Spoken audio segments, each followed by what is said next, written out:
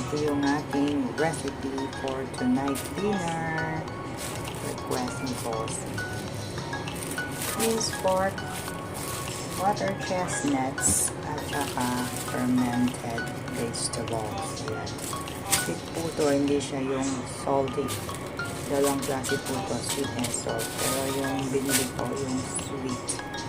So, ayan, halika na. Samahan nyo ako paano natin lulutuin ito.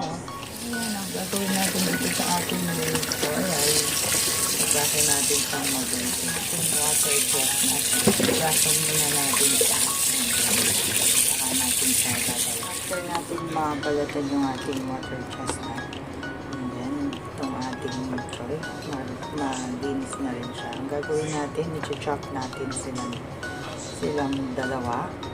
At ito is i-marinate natin sa. Since hindi naman itong fermented sa salt, hindi na natin siya ma-marinate. And then, yun na yung ating water chestnut. So, i-mix natin dito.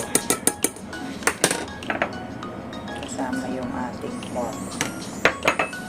And then, maglalagay tayo ng sugar at saka cornstarch. Lalagay din tayo 1 tablespoon na light soy sauce. At saka 1 tablespoon na oil.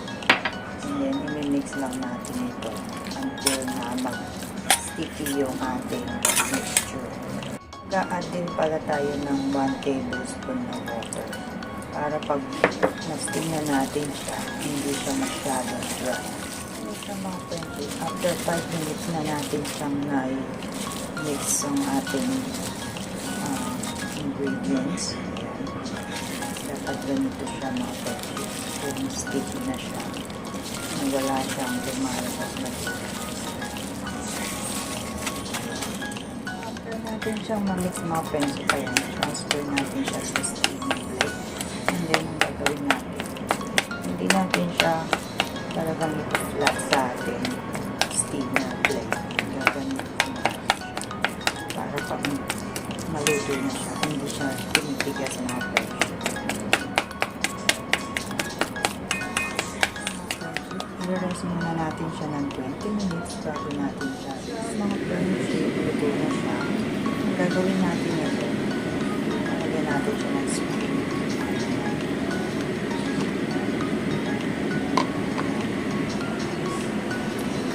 Mainit na. Pero natin